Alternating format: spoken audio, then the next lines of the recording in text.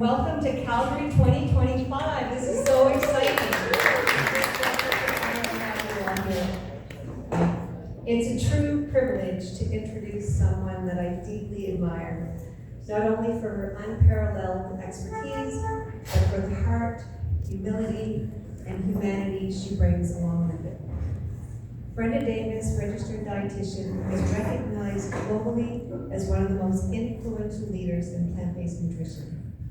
She has shaped this movement from the ground up, not through trends or fads, but through rigorous science, deep compassion, and decades of real-world impact. She has spoken at conferences in over 20 countries across 5 continents, earning top accolades for her ability to translate complex nutritional science into practical, empowering guidance. Her 13 best-selling books have sold over 1 million copies worldwide and are considered gold standards by health professionals around the world. And Brenda's work isn't just theoretical, it's transformational. She served as a lead dietitian in the landmark diabetes reversal project in the Marshall Islands and again in Lithuania, with results published in leading medical journals. These are projects that heal lives, restore dignity, and offer real hope for communities facing health and food systems challenges. But what makes Brenda especially powerful in a Rotary context is how closely her work aligns with our values. She is all about service, serving people, public health, and the planet. Her family has deep connections to Rotary, and she embodies the 4 ways in action. So please join me in welcoming a true change maker, an educator, advocate, and one of the kindest Calgarians you'll meet, Brenda Davis.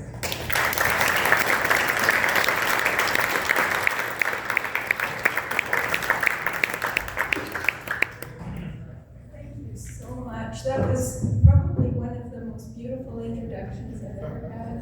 I'm very touched. That's not. And I can't tell you how honored I am to be here. I'm just beyond impressed with what the Rotary Club is doing around the world to make a real difference, and to be a part of this today is just a privilege beyond words. So thank you so much for inviting me. So with that, I will use my little clicker and get started. And it is actually Brenda Davis, and it was supposed to be helping heal the planet one bite at a time, not one bite at a time. But bites are good too.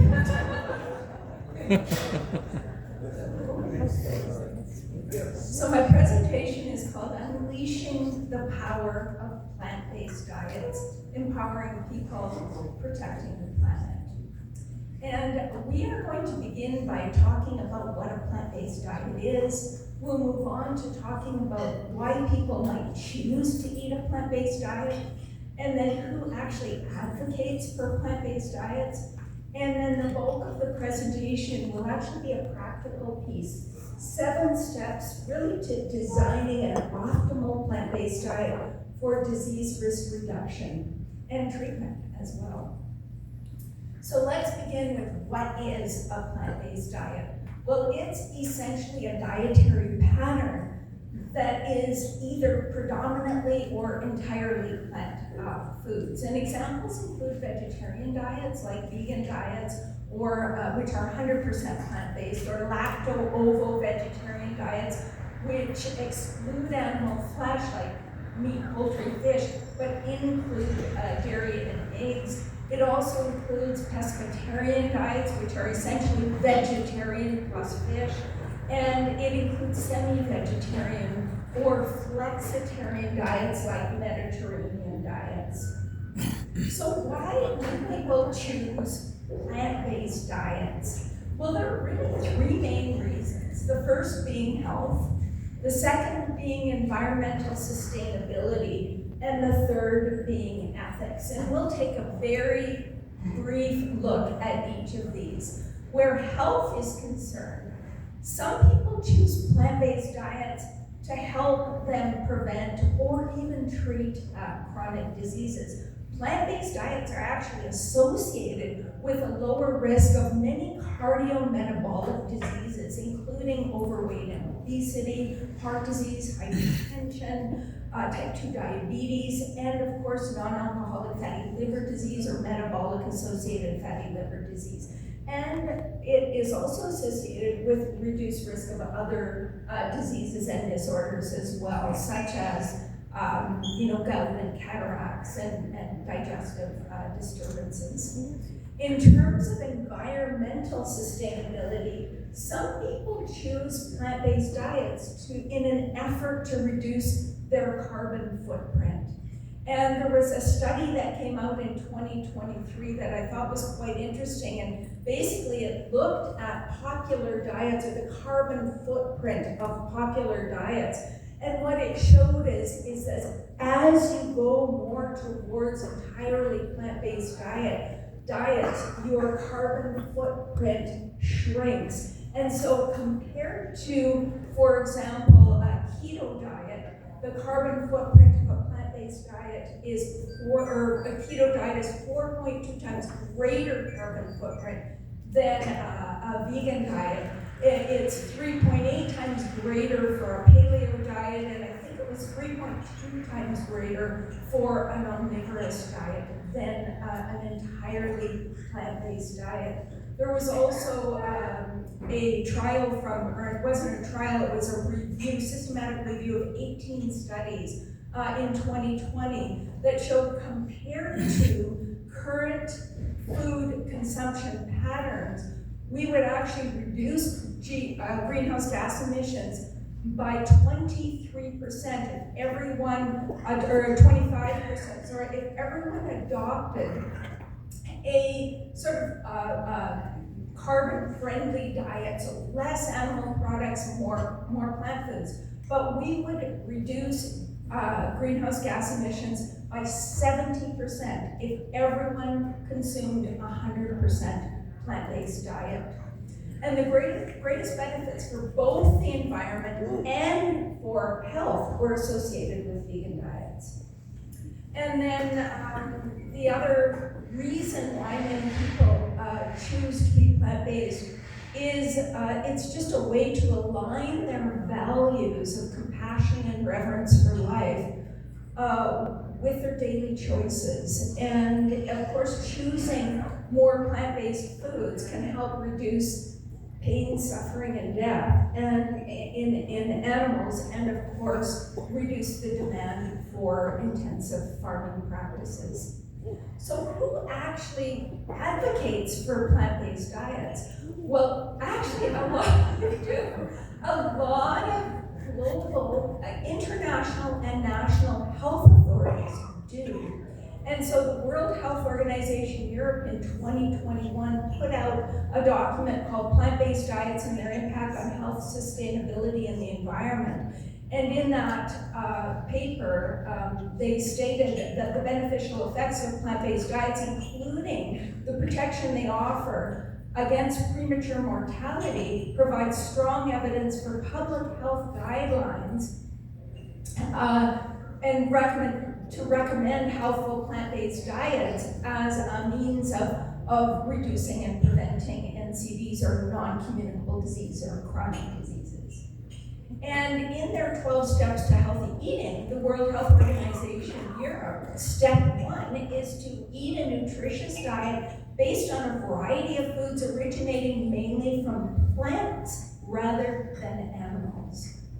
National governments are also on board. So Brazil, Canada, China, Denmark, Estonia, Germany, Netherlands, Qatar, Taiwan, the UK, and just to mention a few that are all recommending in their national recommendations that we focus on diets that are richer in plant foods or that we cut our intake of meat. And chronic disease authorities are also on board. For example, the American Cancer Society says to eat a healthy diet with an emphasis on plant foods. The American Heart Association says the benefits of plant-based diets are clear: less risk of disease and improved health and well-being. And the American Diabetes Association says a plant-forward way of eating is associated with improved health outcomes and a decreased risk for a variety of chronic diseases. And then if you're familiar with the Eat Lancet Commission report in 2019, and this brought together 37 leading scientists from 16 countries, and they were charged with the task of developing a global reference diet that aligns human health with planetary sustainability. And their recommendation was a plant-predominant diet, at least 85% of calories coming from plant foods. And they were talking about whole plant foods like legumes and vegetables and fruits and whole grains and so forth. And low in red processed meat, added sugars, and refined grains. And they also stated that if adopted globally, this eating pattern could prevent 11 million premature deaths annually. So just incredible. And I think all of this is beautifully summarized in this paper called Can We Say What Diet is Best for Health?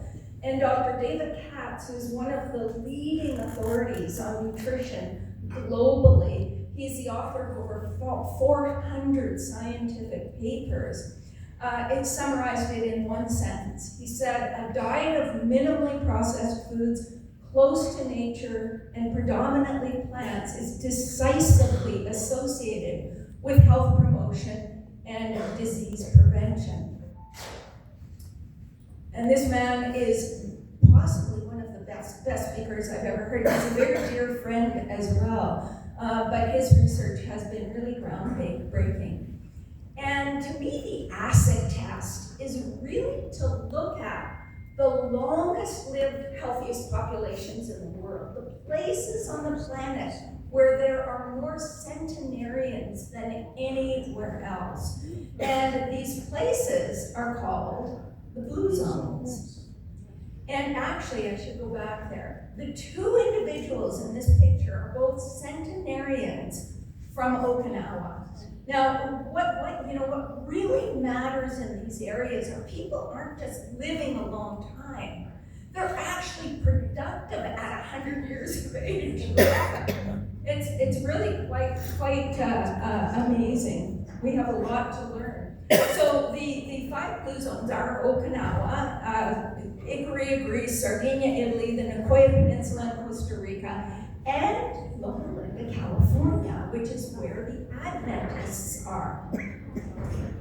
And this is a Venn diagram of 3 of the blue zones, Sardinia, Loma Linda, and Okinawa. And what this Venn diagram is illustrating is that every blue zone has some practices that are somewhat unique to them. There are, some practices, lifestyle practices, that are common to 2 or more blue zones. But there are 6 practices that are common to every single blue zone we know of. And that is that they tend to be very focused on family. They have strong families. They tend not to smoke. They're very socially engaged. They do constant moderate physical activity. They're always moving.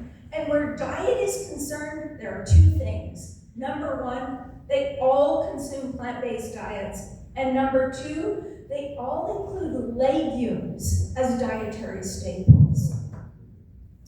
But we have to admit that not all plant-based diets are healthful.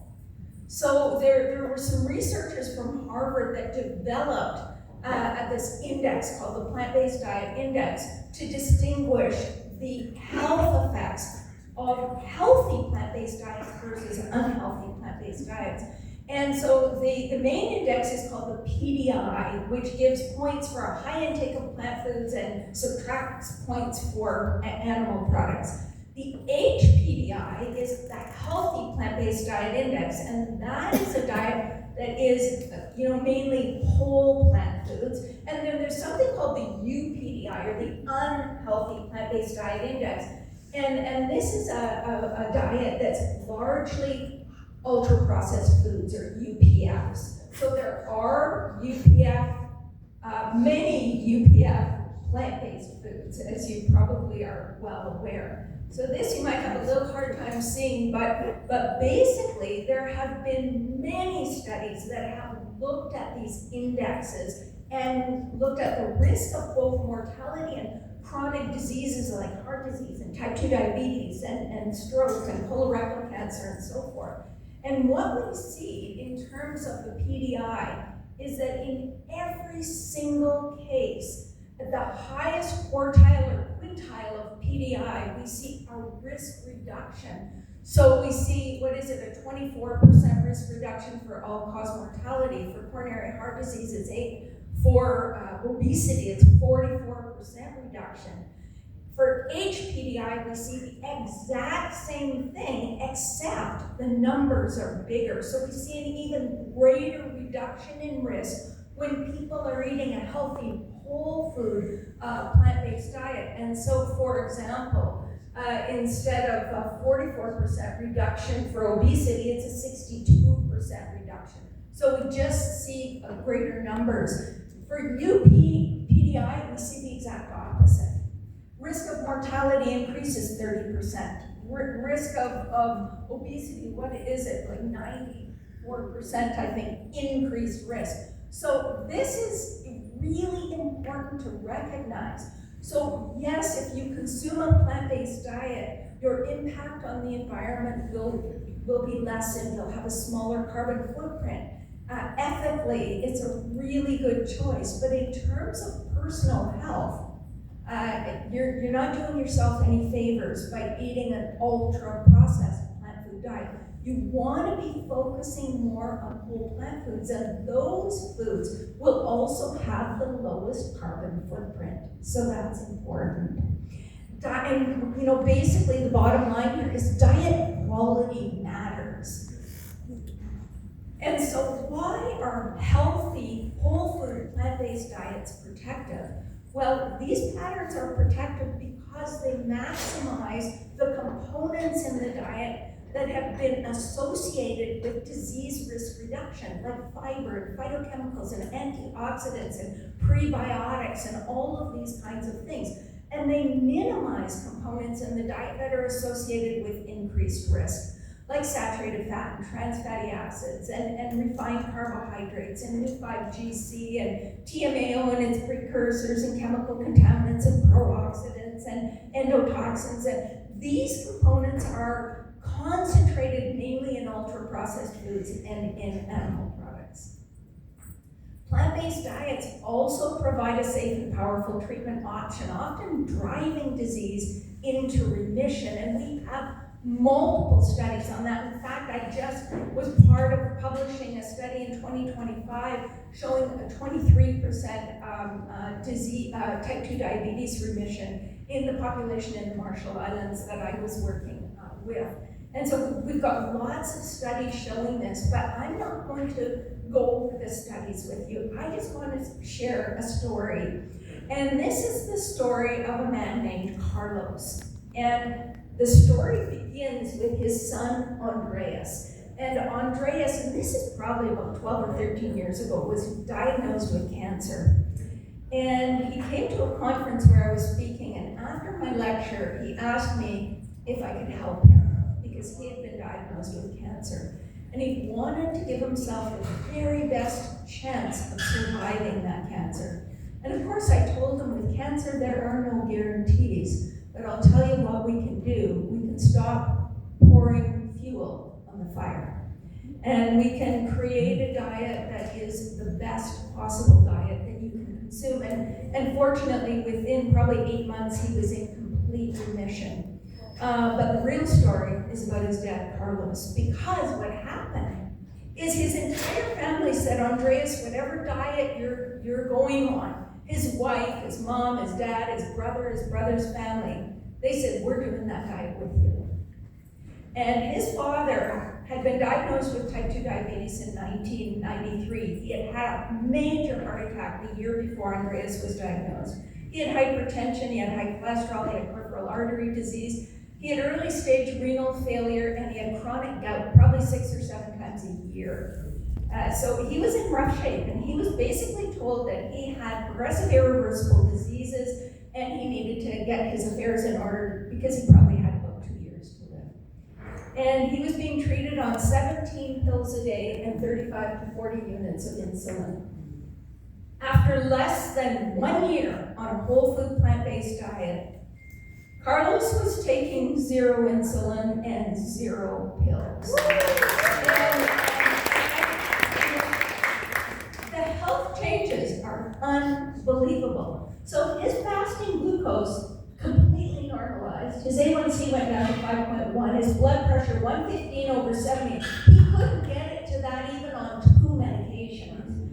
His arteries opened up, and I'll show you exactly what that looked like. His peripheral artery disease disappeared, his kidney function normalized, and he didn't have one single further recurrence of gout.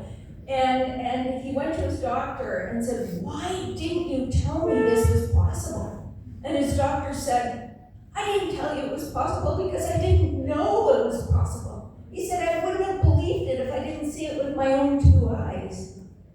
And here are his coronary artery disease reports from 2005 and then 2017. And you can see he had really severe coronary artery disease. He had an inferior wall infarct with ischemia. He had inferior wall hypokinesis, a reduced ejection fraction. And here in 2017, no evidence of abnormal cardiac activity, no evidence of ischemia, normal chamber size, normal ejection fraction. And you know, the bottom line is, this is what is possible. I know not everyone is willing to make the kinds of dramatic lifestyle changes that Carlos made, but I believe strongly that everyone has a right to know that lifestyle changes are a safe and highly effective treatment option.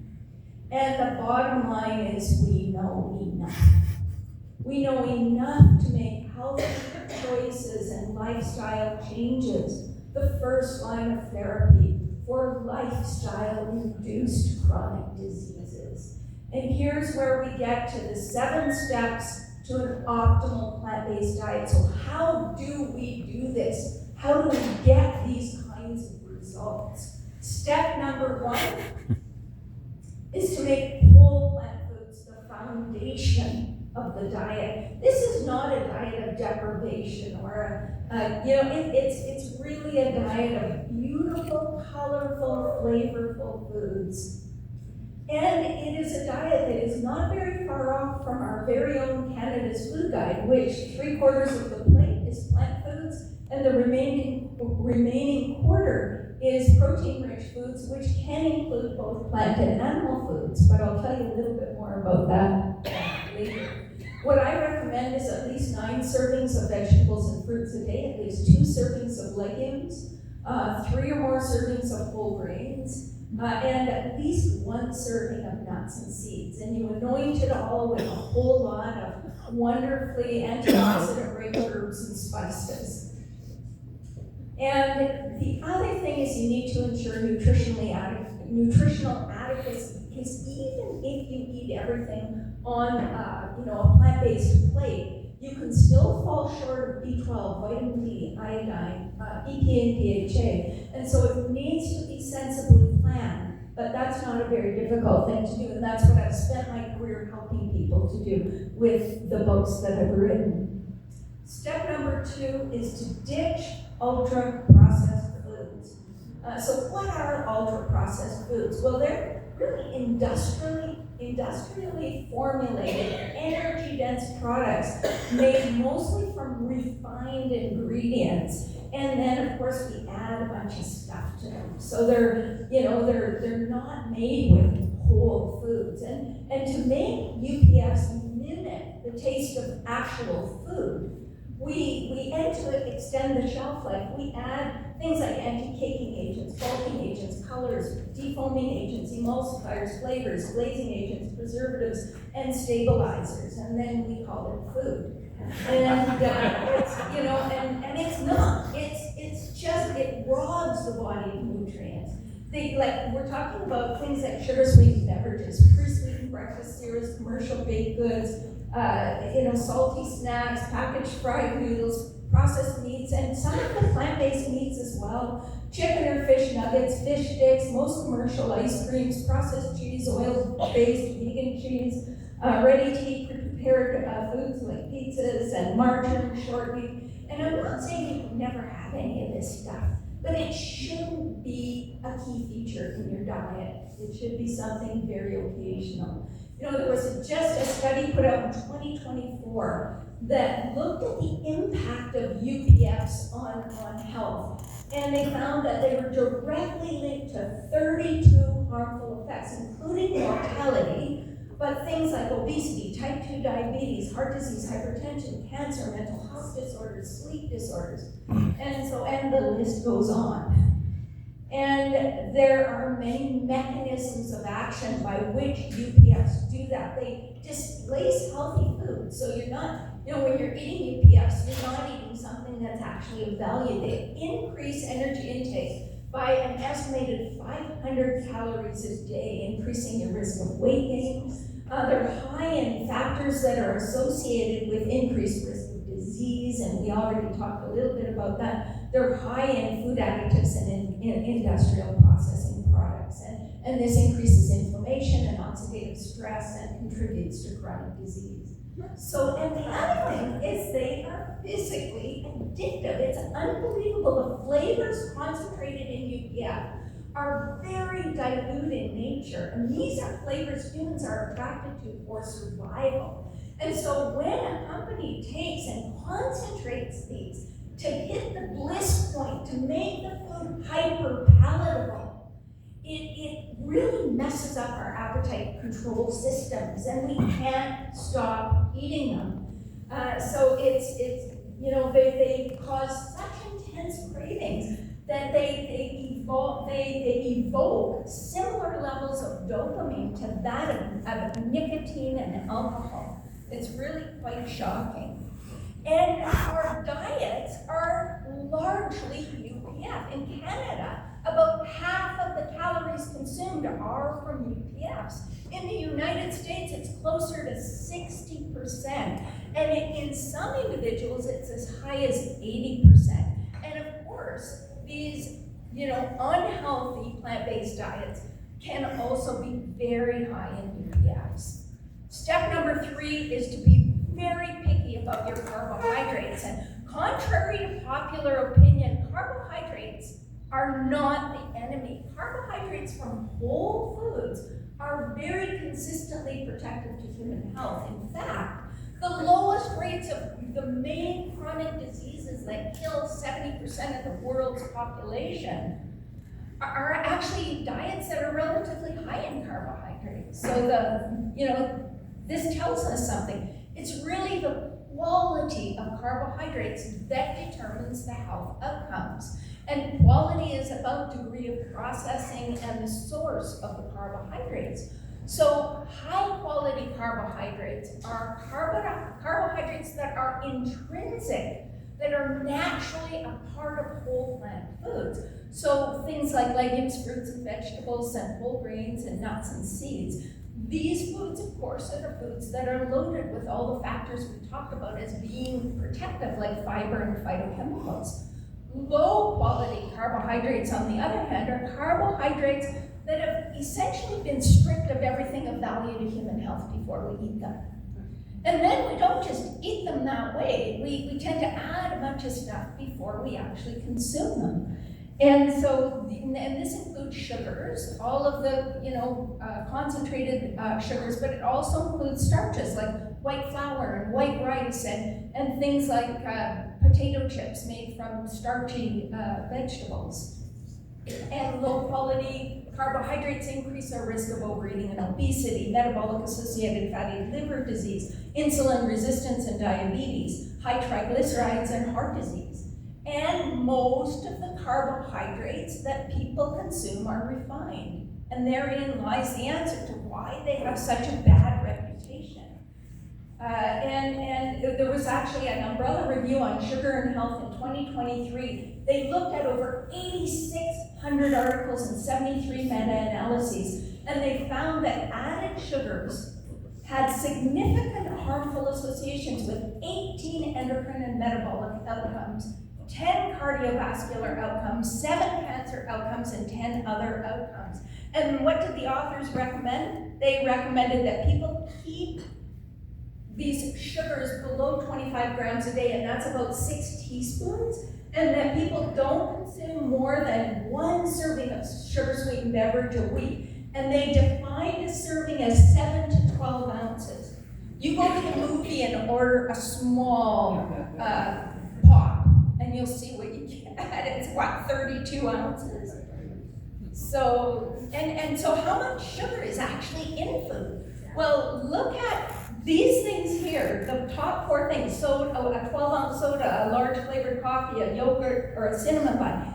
And you get about double that upper limit that was recommended. That's in one food item. Even in things we don't think of as being sugar sources, like energy bars and barbecue sauce and sweetened cereals, you can get close to that 6 teaspoons.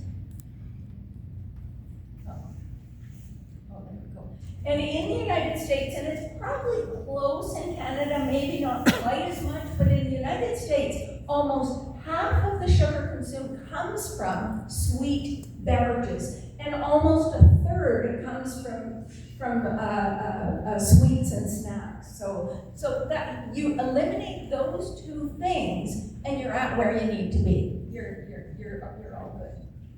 And it's a very similar song and dance for refined starches. So if you take a grain like wheat and you turn it into white flour, you're removing 2 of the 3 parts of the wheat. You're removing the bran and the germ. And the bran is where the fiber is, and there's some minerals, and the germ is where most of the nutrients and phytochemicals are stored. And then what you're left with is endosperm, which is mainly carbohydrate. And in the process of making white flour, you lose 80 to 90% of the fiber, 70 to 80% of the vitamins and minerals, and 95% of the protective phytochemicals. And then who eats a bowl of white flour? Nobody eats a bowl of white flour. Before you eat it, you tend to add fat and sugar and salt and food additives, and then you eat the white flour. and that therein lies the problem. We've not only removed all of what is of value to our health, we've added all of these components we know are associated with an increased risk of disease. On the other hand, whole grains are really healthy foods. So there was a 2016 meta-analysis that found that for every 3 servings of whole grain, you reduce the risk of all-cause mortality 17%, cardiovascular mortality 22%, diabetes mortality 51%, total cancer 15%, and respiratory disease mortality 22%. But of course, all whole grains are not created equal. A granola bar doesn't equal a bowl of oatmeal. And a box of Kamut flake cereal does not equal Kamut berry salad. There is a hierarchy of whole grains. There is a higher. I thought I had 40 minutes, and I timed my presentation very carefully. So, but are you saying I don't have 40? Okay.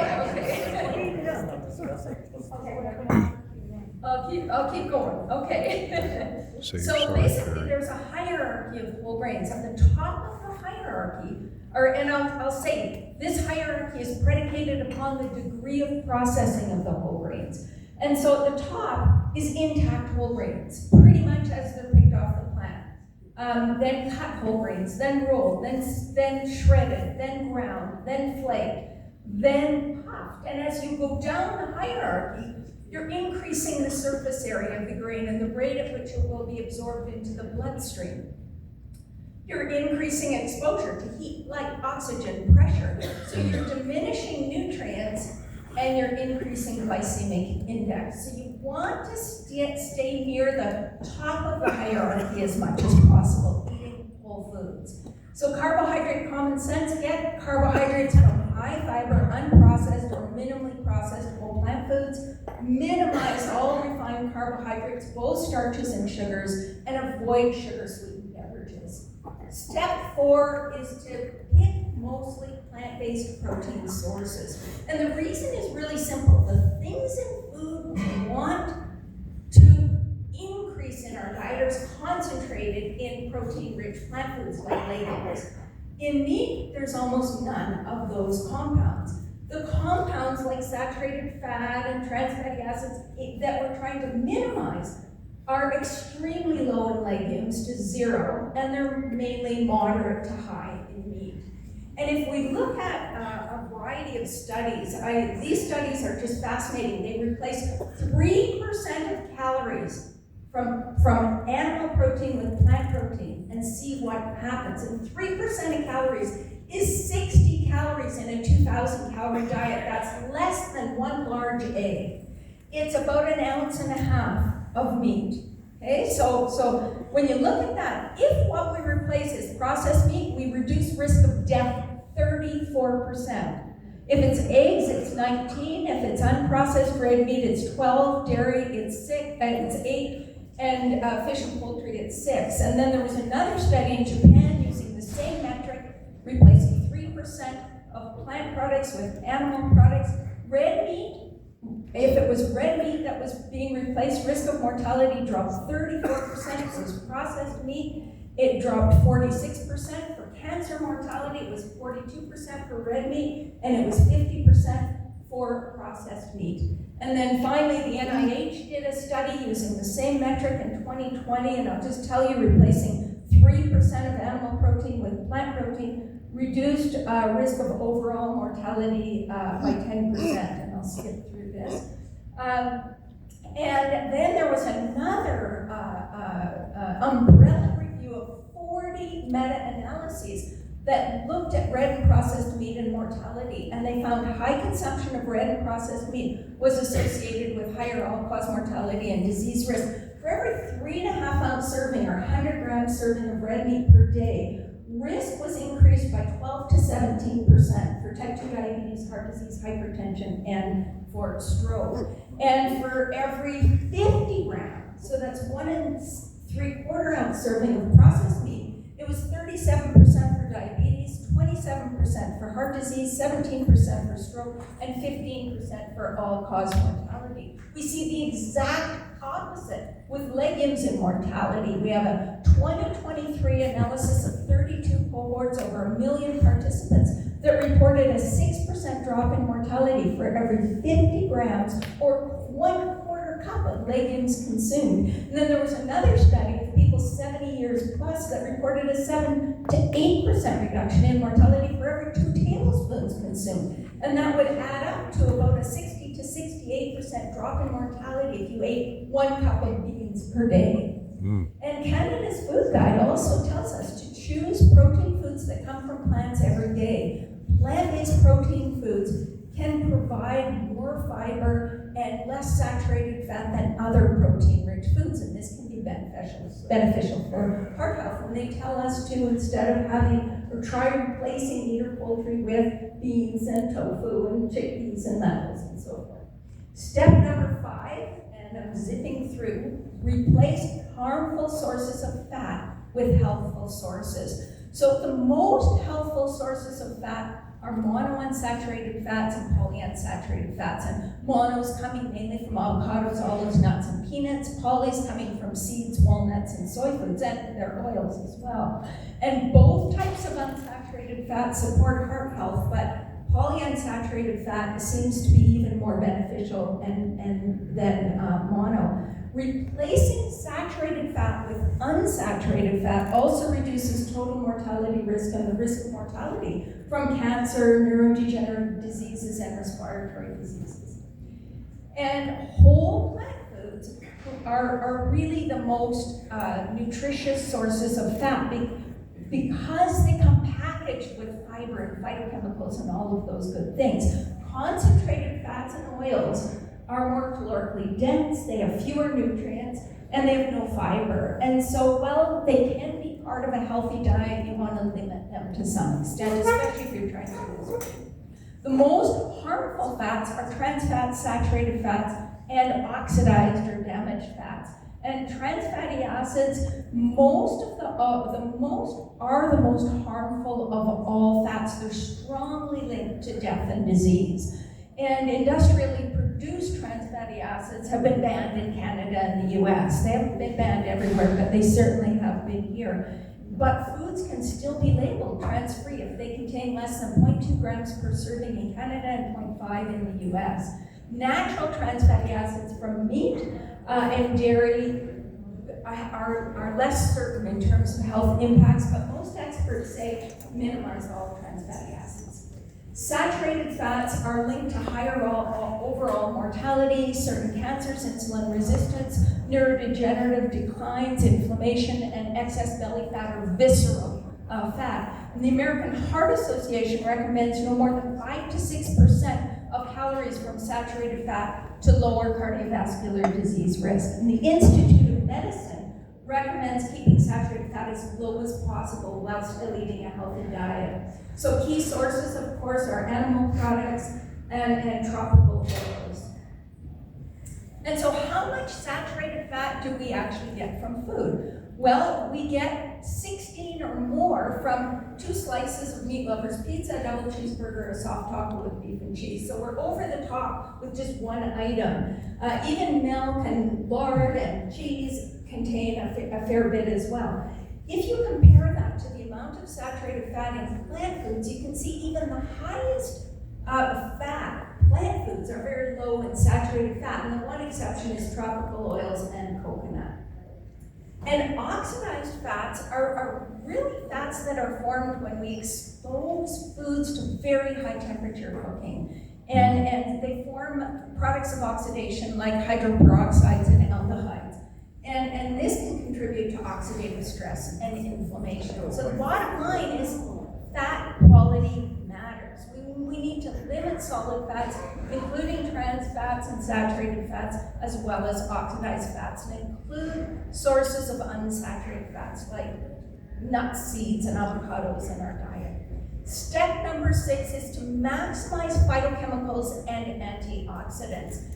And these are really things that naturally occur in plant foods that protect against disease. And the main mechanisms of action are they reduce oxidative stress and inflammation, they can enhance the gut microbiome, they improve fasting glucose and insulin sensitivity, and they support immune function.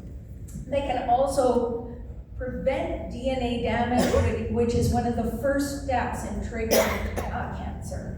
So the most antioxidant-rich foods are whole plant foods, and then herbs and spices, sprouts, fermented foods, and various teas, green teas and herbal teas. So how do we maximize our intake?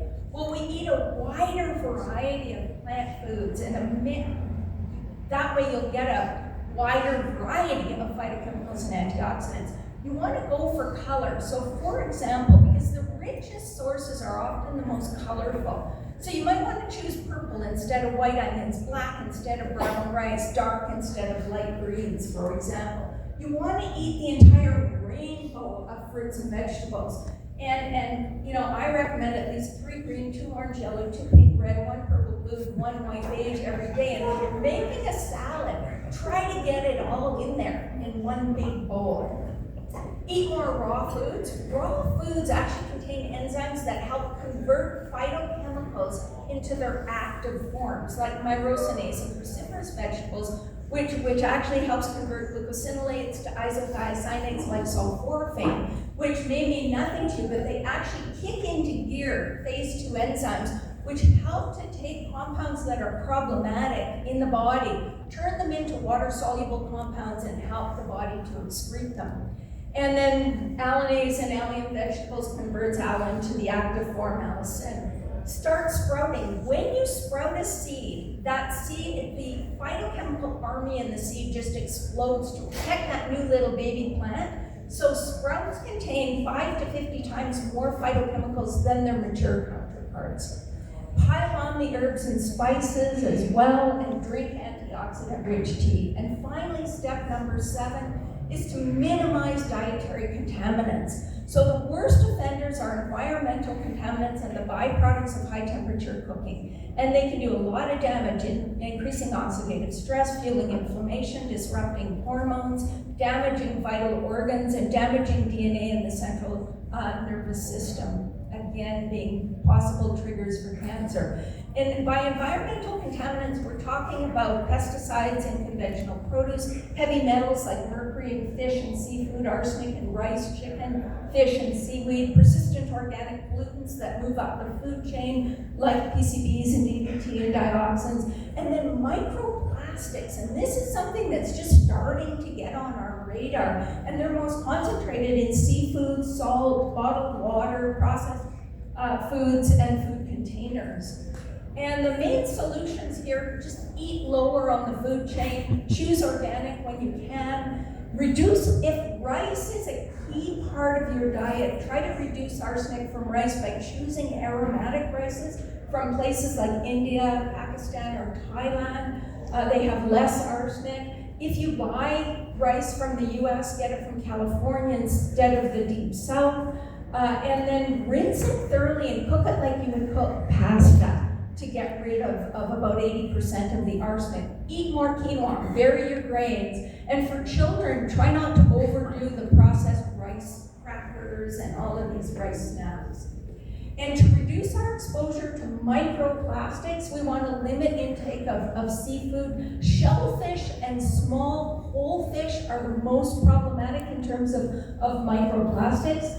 Salt, Himalayan pink salt, black salt, sea salt are all sources. And then, of course, packaged and processed foods, and avoid single-use plastics, and we won't go into that. And then finally, products of high temperature cooking like heterocyclic amines, polycyclic aromatic hydrocarbons, acrylamide, and advanced glycation end products. And the main sources, heterocyclic amines, are concentrated in they're only found in meat and eggs, animal products, because you require creatine or creatinine to produce them. Polycyclic aromatic hydrocarbons are formed in anything that's blackened, so you don't want to blacken your foods. Acrylamide is found in starchy foods, but was concentrated in potato products because of the asparagine in potato products, so potato chips, French fries, and advanced glycation end products are most concentrated in fried processed meats, like bacon. Solutions here: minimize charred or blackened foods, minimize deep fried foods, and use more moist cooking methods like steaming and stewing and so forth. So the take-home message of this presentation is every time we eat or drink, we either feed disease or we fight disease. We either harm the planet or we help to heal the planet. We either disregard suffering or we extend compassion. And we have a choice. I know not everyone in the world has a choice, but most of us have a choice. And when we consider the consequences of our choices, both for ourselves and beyond ourselves, a plant-based diet becomes not only a rational choice, but an ethical and an ecological imperative. And with that, I will say thank you very much.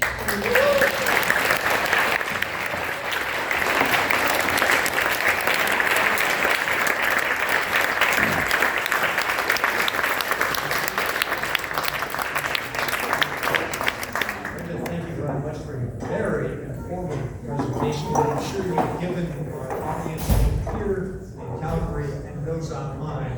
Let's think about, let's consider, unfortunately, we do not have enough time to answer questions, but hopefully you're staying for lunch.